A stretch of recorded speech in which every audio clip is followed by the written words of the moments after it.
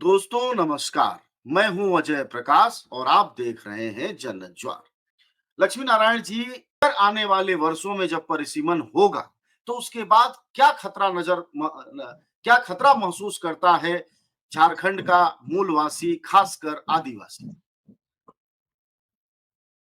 अजय जी, सबसे पहले आपके तमाम दर्शकों को मेरी ओर से झारखंडी जोहार है। अभी कहा जाता है कि 2026 में परिसीमन होगा झारखंड में, तो आदिवासियों की विधानसभा सीटें, लोकसभा की सीटें घटेगी।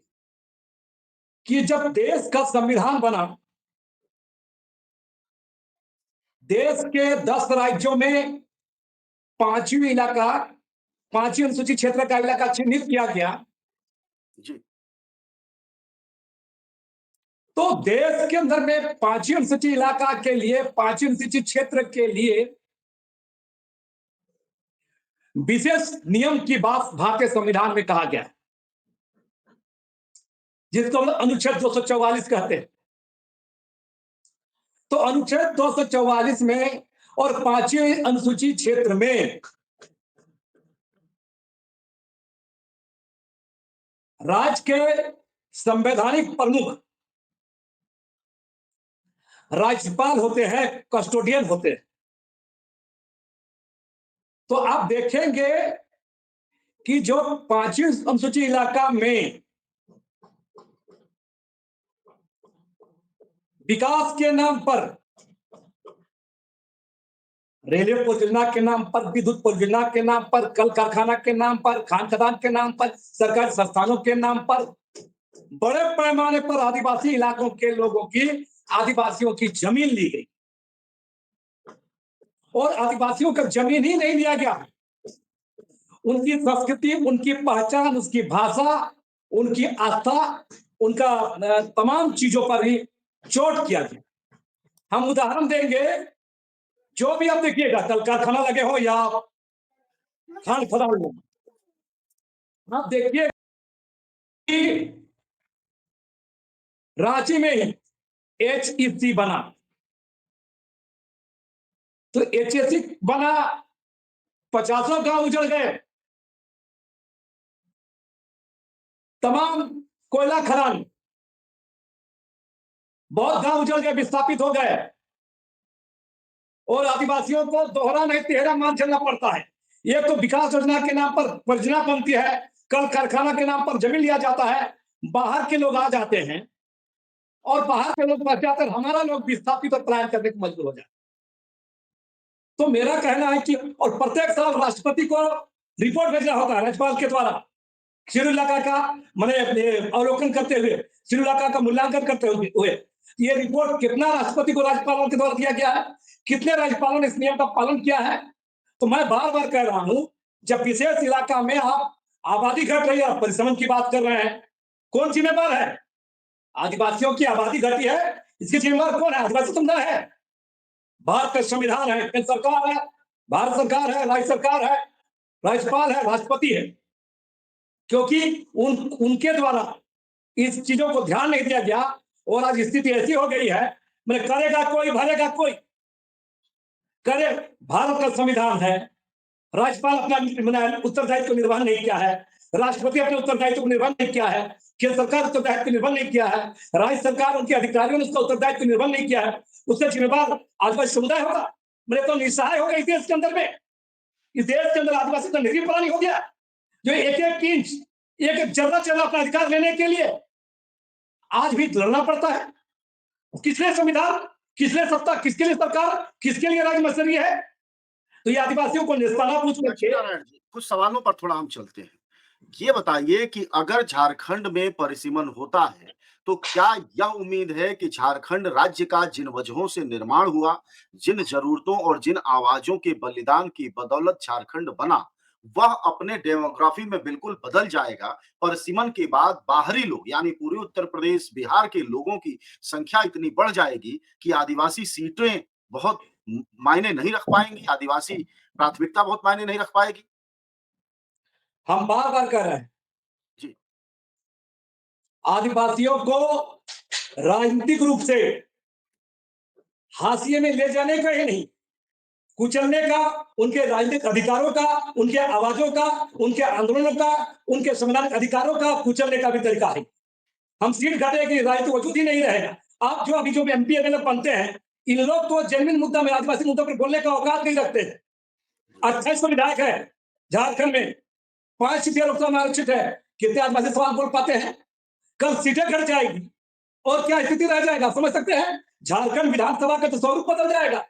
आज ले देखे रघुबर छोड़ के लगातार आदिवासी मुख्यमंत्री तो बन रहे हैं, कल इसका भी आदिवासी मुख्यमंत्री का सपना भी दुभर हो जाएगा। माने ये जो स्थिति बनेगी, जिस परिसमन आएगा, हाँ सीट बढ़ाने जाने की बात होती है, परिसमन से सीट घटाने की बात होती है, तो ये सारा जब होगा तो आप समझ सकते हैं आदिवासियों का जो राजनीतिक वजूद है वो खत्म हो जाएगा। ऐसे ही ग्रेटर झारखंड की जो मांग थी, बृहत्तर झारखंड का मांग क्या था? झारखंड का, बंगाल का, उड़ीसा का और वर्तमान में छत्तीसगढ़ का जो आदिवासी पट्टी है, उस भूभाग को मिला करके ग्रेटर झारखंड की परिकल्पना की गई थी, जो जयपाल से मुंडा से शुरू हुआ था। और उस झारखंड में आदिवासियों का अपना वजूद, अपने परंपरा, अपना स्वशासन, अपने अधिकार, इनकी गारंटी के लिए झारखंड राज्य बनाया गया था। आप जब प्रशासनिक झारखंड मिला है, सांस्कृतिक झारखंड नहीं मिला है, ये बिहार का बंटवारा करके एक नया नक्शा भारत के मानचित्र में दिया गया, जिसका नाम, जिस विभाग का नाम झारखंड है। और उस झारखंड में आदिवासियों का थोड़ा बहुत जो बचा है। अब आपकी बात से जो बात समझ में आ रही है कि अगर परिसीमन होगा तो झारखंड जो नक्शे पर मिला हुआ एक हिस्सा है बिहार से अलग होकर, और जो थोड़ी बहुत सांस्कृतिक विरासत आप लोगों की झारखंड में आदिवासियों की, मूलवासियों की बची है, उस पर भी बड़ा, क्या ये है आशंका? जी। देखिए, हम बार बार कह रहे हैं, आदिवासियों का अगर संकट को देखना है जी। तो झारखंड के आदिवासी को मैंने आप देख के जान सकते हैं।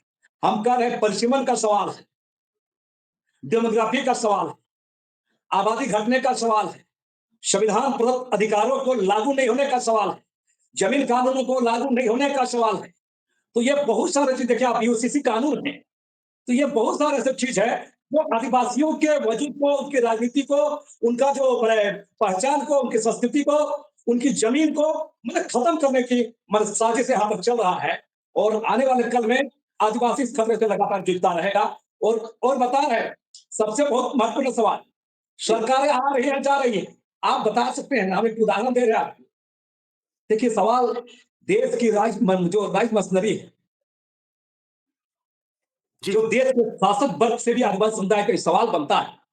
आप समझ सकते हैं, मैंने बार बार कहा कि आदिवासियों को अपने संवैधानिक अधिकार, कानूनी अधिकार, जर्रा जर्रा के लिए लड़ना पड़ता है, जर्रा जर्रा हासिल करने के लिए शहीद होना पड़ता है। हम पेशा एक्ट की बात करें, 96 में पेशा कानून लागू हुआ, बना है देश का पार्लियामेंट में, आज 28 साल लागू नहीं हो रहा है।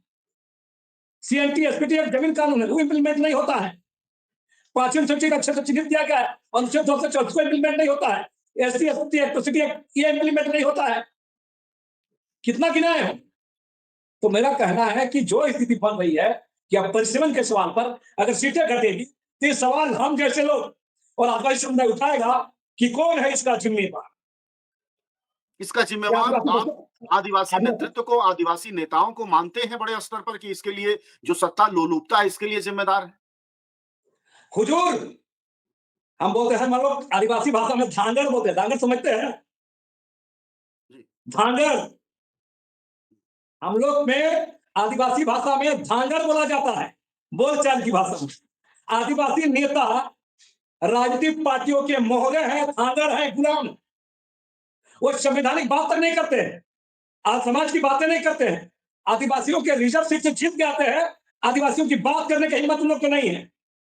अभी का जो चाहे वो भारतीय जनता पार्टी में हो या कांग्रेस के अंदर में हो या फिर अभी झारखंड मुक्ति मोर्चा में भी हो, तो वहां शिबू सोरेन हेमंत सोरेन करना पड़ेगा, उनका दरबारी करना पड़ेगा, उनके लोगों को चाटुकारी करना पड़ेगा, उनका चीहुचरी करना पड़ेगा, उनका यस बॉस करना पड़ेगा, तब जाके विधायक का टिकट मिलता है। वो वाला कैसे बोल पाएंगे? वो वाला कैसे बोल पाएंगे? तो राजनीतिक पार्टियों में जो नेता है वो धंगड़ाई कर रहे हैं, गुलाम है, मोहरे हैं। और इसलिए आदिवासियों के जायजवादी, संवैधानिकवादी, इंसाफ पसंद बातें भी नहीं बोल पाते। कमाना है, सिर जीतना है, पीछे पीछे रहना है, ये बोझ करना है, जगह पट्टा करना है, सुविधा लेना है, यही चल रहा है। तो आदिवासी नेता महज मोहरे हैं, गुलाम हैं। लेकिन अगर झारखंड का औद्योगिक विकास नहीं होता, तो जो आज झारखंड को हासिल है, वो कैसे हो पाता?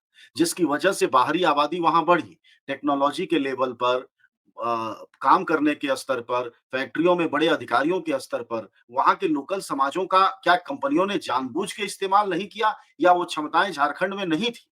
जिसकी वजह से बाहरी लोगों की संख्या बहुत ज़्यादा आपके राज्य में बढ़ गई और आदिवासी राज्य पर संकट।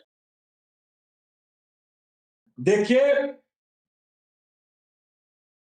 कोई भी व्यवस्था में जी, विकास का पहिया आगे बढ़ता है, तो बहुत सारे बुनियादी नियम टूटते हैं, जुड़ते हैं। मैं इसे इनकार नहीं करता। लेकिन उसके बुनियादी सवाल पर हुँ, हमको तो विकास होना चाहिए। तो विकास में हमको रोल क्या होगा? विकास आदिवासियों के लाभ से ऊपर गुजरेगा। उस विकास में हमारे आदिवासियों की भूमिका नहीं होनी चाहिए। हमारे लोगों की भूमिका नहीं होनी चाहिए। हमारा अधिकार अक्षुण्ण नहीं रहना चाहिए। हमारा संवैधानिक अधिकार बचना चाहिए कि नहीं? उसके लिए क्या यत्न किया जा रहा है? उसके लिए देश का शासक बल, देश की राजसत्ता, राज मशीनरी क्या क्या निर्वहन कर रही, क्या नियम बना रही है? अभी तक आमतौर पर बोला जा रहा है, देखिए बता रहे हैं, अभी पेशा एक का सवाल आया, शेड्यूल इलाका में पेशा लागू करना है। कुछ लोग बोल रहे हैं, पूर्व सांसद संजय महतो कह रहे हैं कि हम हमारे बिरादरी को मिलेगा तब पेशा लागू। कुछ लोग चिल्ला रहे हैं, चिल्ला क्या बता रहे हैं कि आदिवासियों की आबादी फल्ला जगह घटी है, इसलिए वहां पर नहीं लागू, आदिवासी आरक्षण नहीं होना। मेरा कहना है कि इन लोग को पता होना चाहिए कि इसका जिम्मेवार कौन है। और सुप्रीम कोर्ट ने 2010 में कहा है कि आबादी घटने बढ़ने से मामला नहीं है। शेड्यूल इलाका में एक परिवार भी रहेगा, क्योंकि शुरुआत में ही एक परिवार भी रहेगा, वहां भी आपको पालन करना होगा। और आबादी घटने बढ़ने का मामला शेड्यूल इलाका का मामला नहीं, क्योंकि शेड्यूल इलाका जो बनाया गया था उस समय बनाया गया था जब सब लोग विकास करते, तो आदिवासी विकास क्यों नहीं किया? और आदिवासी वहां से गायब हो गए, बाहरी आबादी बच गई। इसके जिम्मेदार कौन है? इसका जवाब कौन देगा? यह सवाल है।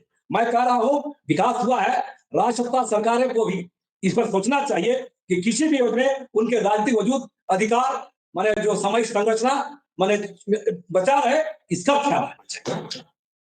जी। शुक्रिया आपका बातचीत के लिए, धन्यवाद। हमारी बातचीत हो रही थी झारखंड में आगामी होने वाले परिसीमन से उठने वाले खतरों पर। हमारी बातचीत हो रही थी कि किस तरह आदिवासी आबादी हाशिए पर ढकेली गई। औद्योगिकरण तो हुआ, लेकिन उसके साथ पलायन और विस्थापन इस तरह हुआ कि जो एक समय में आदिवासी अपना सक्षम और सुखमय जीवन जी रहे थे, वह तबाही, बर्बादी, गरीबी के चलते।